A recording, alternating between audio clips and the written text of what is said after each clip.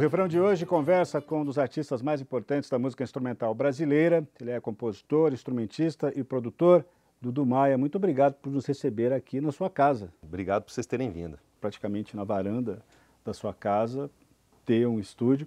Até que ponto isso influencia na qualidade do que você grava aqui? Pois é, essa coisa de fazer um estúdio em que o ar, né, permeia e a luz natural, a luz do sol, a luz do dia, e que você tem acesso à natureza e tal, na verdade é proporcionar um ambiente que possa ser criativo com a instrumentação que é capaz de fotografar ou registrar esse momento de inspiração. É muito diferente de você ter um momento de inspiração programado, né, que tem que acontecer num horário específico, de uma forma específica, num ambiente normalmente hermético, que é o de um estúdio, né? Uma caixa, né? Aí você tem que reproduzir um momento de inspiração e fotografar ele. Então, o meu pensamento ao planejar esse espaço era que fosse um ambiente inspirador com a capacidade de fotografar esses momentos especiais e tal. E pelo jeito funcionou. Você gravou aqui junto com outros músicos e uma musicista também estrangeira, um álbum que chegou até o Grammy, na categoria de World Music. Me fala sobre esse processo de gravação. Foi muito legal. Foi o Douglas Lora e Alexandre Lora, irmãos de Atibaia, São Paulo. Com eles você forma o Trio Brasileiro. Isso, nós formamos o Trio Brasileiro, estamos juntos há muito tempo, há mais de 15 anos que a gente troca música e amizade, e viagens e histórias incríveis, né, pelo mundo afora. E há mais ou menos 5 anos a gente tem trabalhado com a Anat Cohen, que é uma superstar do jazz, né, nos Estados Unidos hoje, né? Ela é israelense, está nos Estados Unidos há mais de 20 anos, tem uma carreira consolidada no jazz, ela é uma das clarinetistas mais premiadas, né, no gênero e tal. E a gente é o segundo disco que gravamos com ela.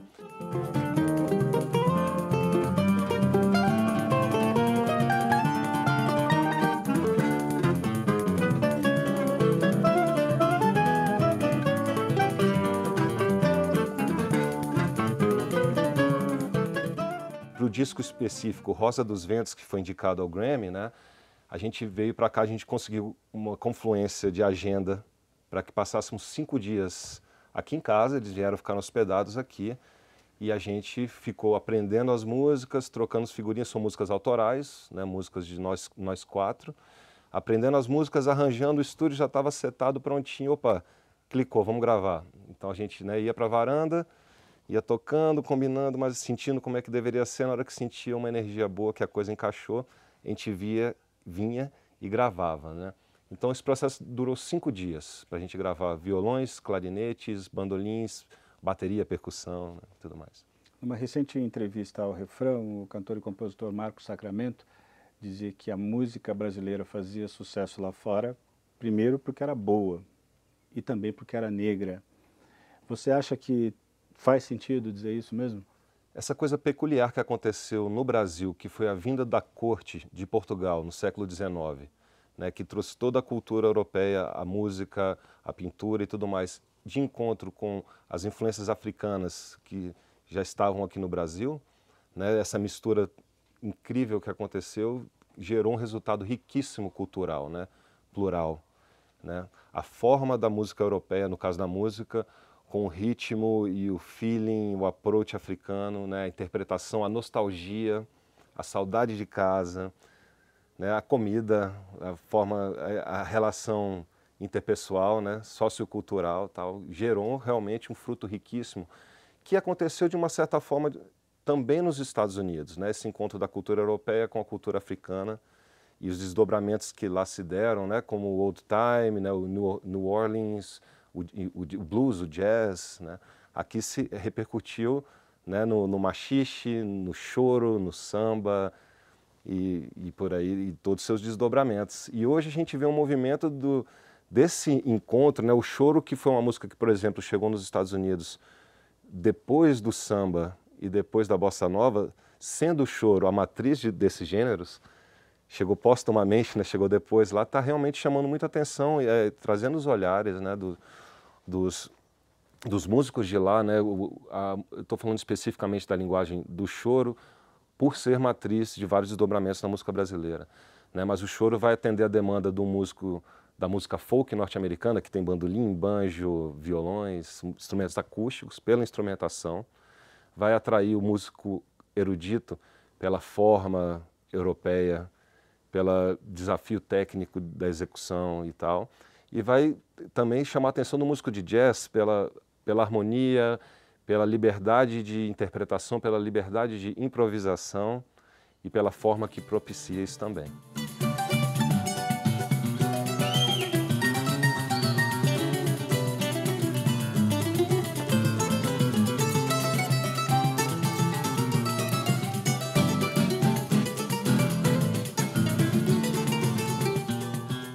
Então você acredita a essas percepções, a boa repercussão que o álbum teve lá fora? Ah, também. O álbum Rosa dos Ventos, ele já começa a trazer influências nossas que vão além do choro, né? A Nath é uma musicista que vem de Israel, por exemplo. Ela traz toda uma cultura ali do Oriente Médio, que conversa com o jazz, que ela foi estudar em Berkeley, né? E a vivência dela profissional nos Estados Unidos. O Douglas Lora é um músico clássico, né? Ele já tocou nos maiores teatros com as maiores orquestras do mundo, né? O Alexandre Lora, ele trabalha com percussão, ele é baterista, mas ele toca o pandeiro brasileiro, ele toca o handpan, que chama hand drum, que é um instrumento que está em voga agora, ele toca marimba clássica. Eu sou um músico que veio, minha primeira coisa, na verdade, veio do rock, mas o meu caminho profissional trilhou-se através do choro. Então, na verdade, Rosa dos Ventos já é uma coisa um pouco mais madura, até porque já é o segundo disco com a Nath, que nós fazemos o quarto disco do trio brasileiro, onde a gente já está buscando novas aventuras também, já está querendo arriscar novos caminhos, né? Por falar em arriscar novos caminhos, vem um novo disco aí do trio brasileiro, mas eu acho que a gente devia deixar esse assunto para o próximo bloco, pode ser? Maravilha. Primeira parada do refrão, daqui a pouquinho a gente volta a conversar com o Dudu Maia, não saia daí.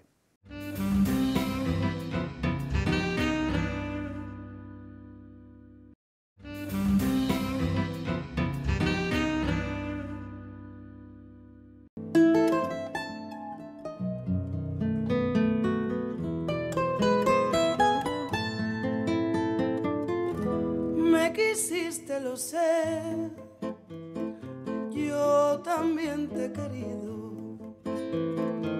me olvidaste después, pero yo no he podido, y a sufrir por tu amor me condenó el destino.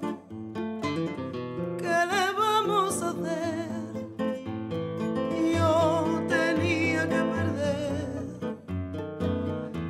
Perdido contigo, ¿qué le vamos a hacer? Yo tenía que perder y he perdido contigo. Tantos amores buenos que por mí suspiraban, yo les negué el cariño.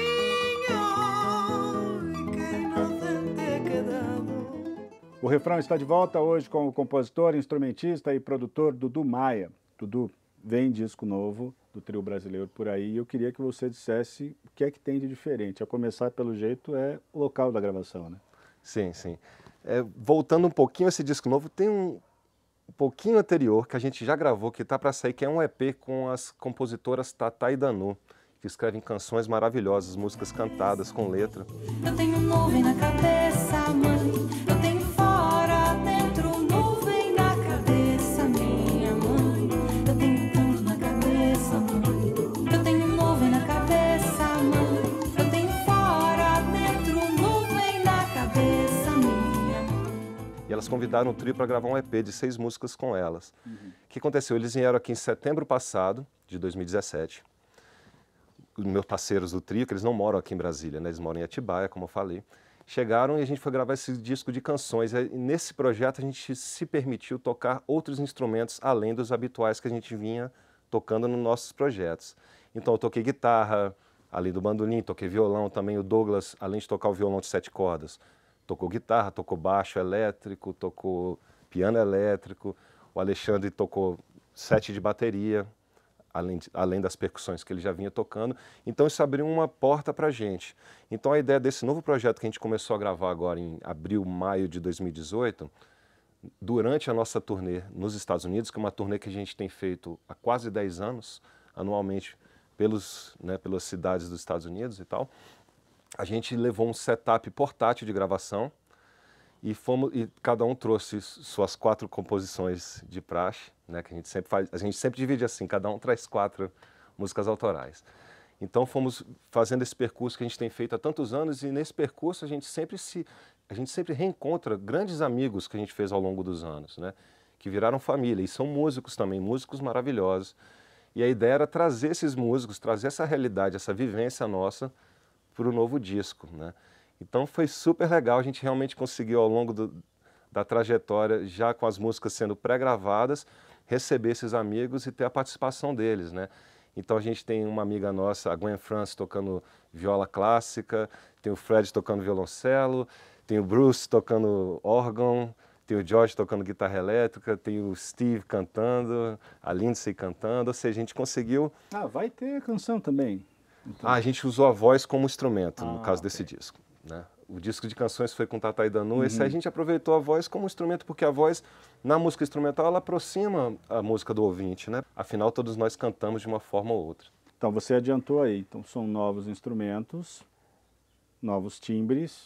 O que mais vocês podem dizer a respeito desse álbum?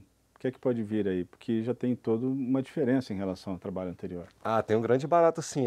Nós trouxemos estilos não tão... Apesar do nosso mercado no exterior ser sempre relacionado ao choro, e o choro é a nossa responsabilidade, é nossa responsabilidade difundir a música brasileira pelo mundo afora, a gente está tentando criar esse diálogo entre o choro e a música do mundo, né? Tanto que a gente foi indicado para World Music, né, no Grammy.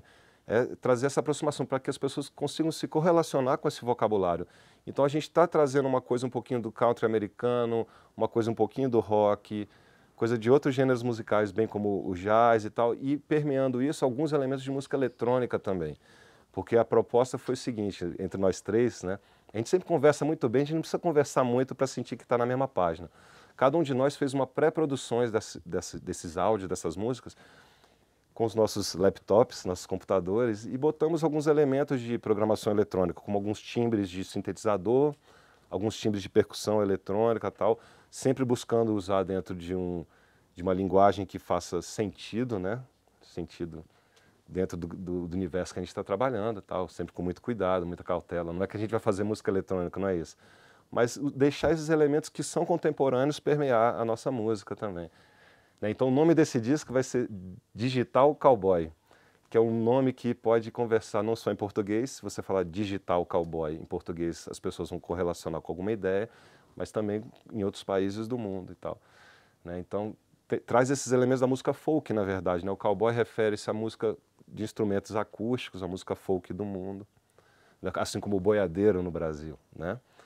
Com a parte digital, que a gente traz elementos modernos, elementos contemporâneos. A gente está mais uma vez arriscando. Vai ser o 5º disco do trio brasileiro.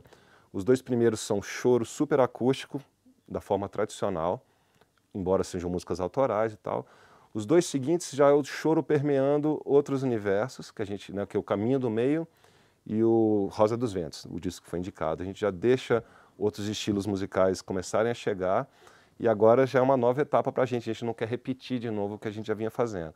Então agora é Digital Cowboy.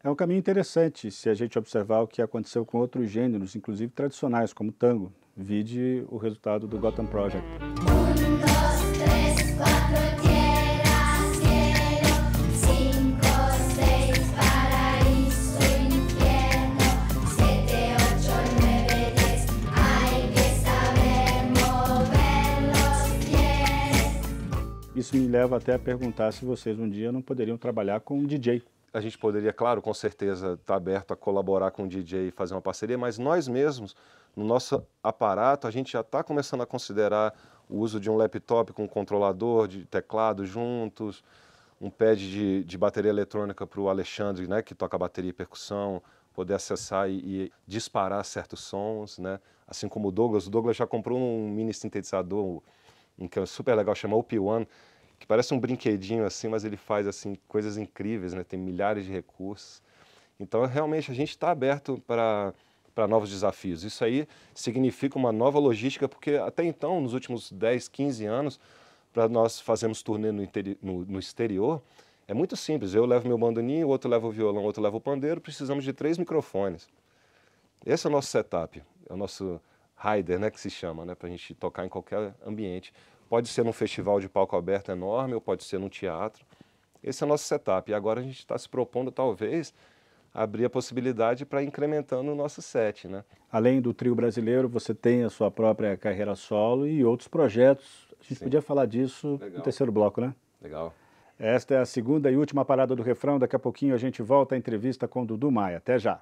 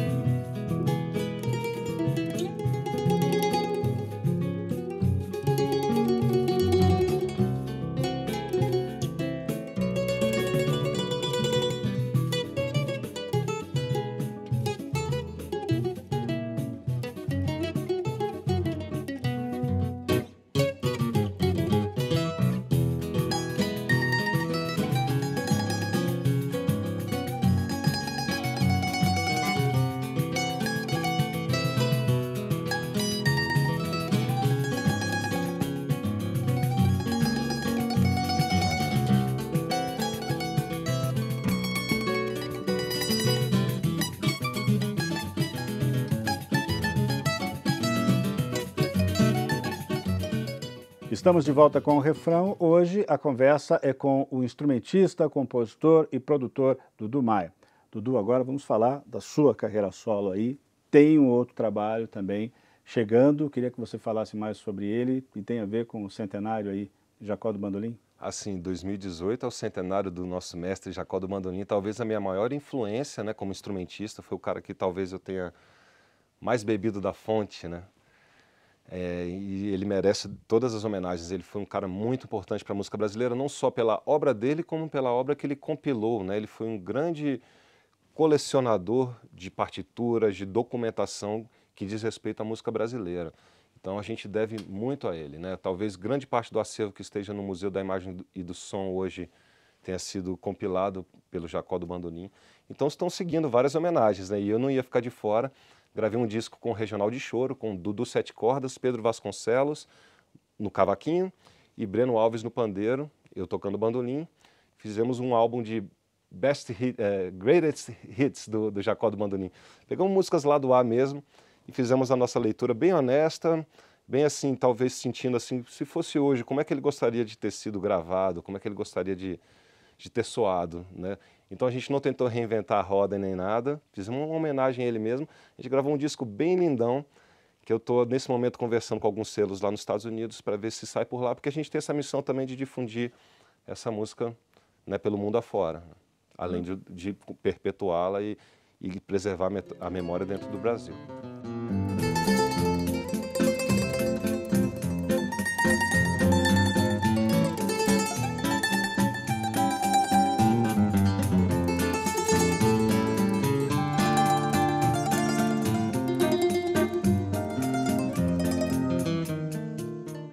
Como é que você fez essa transição do rock para o choro, do violão ou da guitarra para o bandolim? Ah, que barato. Essa coisa de Brasília, né? Brasília tinha uma banda de rock por quadra, né? Pela própria estrutura, né, da cidade, assim, você pode descer e tocar um violão embaixo do bloco, encontrar os amigos e tal. E a nossa geração influenciada pelo rock dos anos 80, né? Naturalmente a gente ia acabar de alguma forma tocando rock. Eu gostava de rock pesado, de heavy metal e tal. Você ouviu o quê? Olha, o que me fez começar assim, a realmente pegar o violão e tocar já era uma fase assim, já de Metallica, Iron Maiden.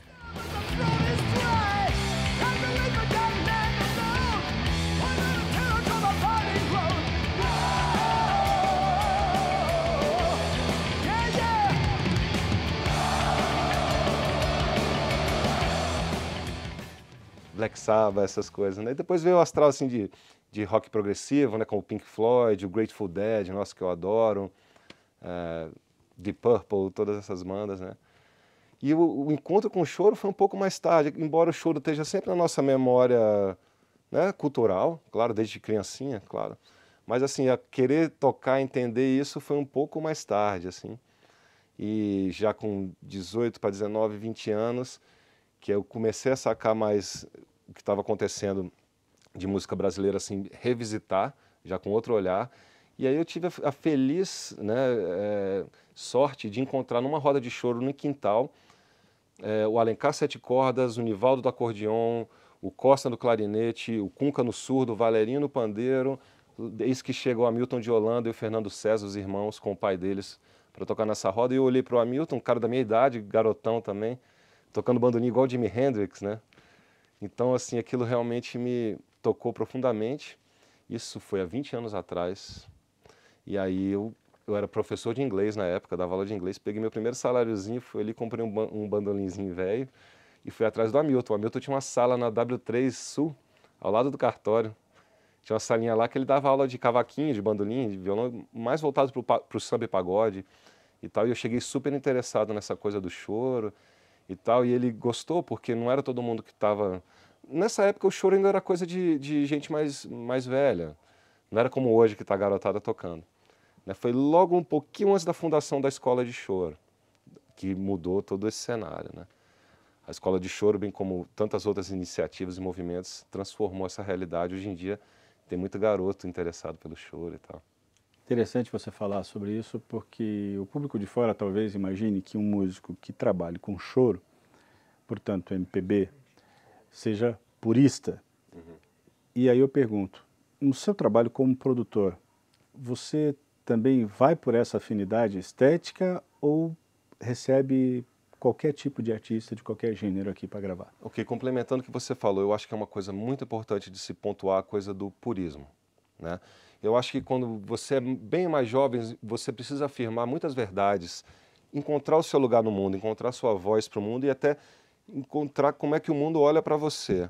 Então você precisa definir muitas verdades. Eu acho que é aí que existe talvez seja importante por um momento, mas é uma coisa muito perigosa essa coisa de afirmações do que tem mais valor ou que tem menos valor. E eu acho que nos momentos da minha vida em que eu me limitei a ser um devoto religioso de uma única vertente ou visão, foi um grande atraso. Eu acho que hoje em dia, para mim, estar voltado olhando só para um mesmo lugar seria uma grande burrice. Você abre. Né? Então, o que estiver tocando eu ouço com a maior curiosidade. Pode ser o funk, pode ser o arrocha, pode ser o som que vem do Pará, pode ser o hip hop, pode ser o rock and roll. Assim, e eu adoro, eu recebo de braços abertos e eu me divirto, eu curto de verdade. Eu acho que eu estaria perdendo muito se eu tivesse fechado a qualquer coisa dessa que está ao redor, porque o ar está aí, é para a gente respirar mesmo, e é claro. E o que vai sair disso, os desdobramentos, aí sim, tem a ver com o nosso gosto pessoal, tem a ver com o olhar que você tem para o mundo e o que você tem a oferecer para o mundo, sim, com certeza. Essa seria a grande dica aí, se abrir. Ah, realmente, olha, se eu voltasse aí uns 20, 25 anos atrás, eu teria me livrado de alguns recalquezinhos, né, que você fica precisando afirmar verdades, enquanto é uma grande bobeira, porque por essa vida a gente passa uma vez e deixar de prestar atenção e usufruir do que está ao redor é um vacilo, né? Então é melhor tirar a viseira. Vamos tirar a viseira. Então, vida longa aí a sua carreira, viu? Parabéns. Obrigado, Dari. Prazerzão, cara. É isso aí, foi a entrevista com o Dudu Maia, termina por aqui, mas você pode revê-la no nosso canal oficial no YouTube, TV Justiça Oficial. Se tiver uma dica de artista, manda pra gente também, o e-mail é refrão@stf.jus.br. Um grande abraço para você e até semana que vem.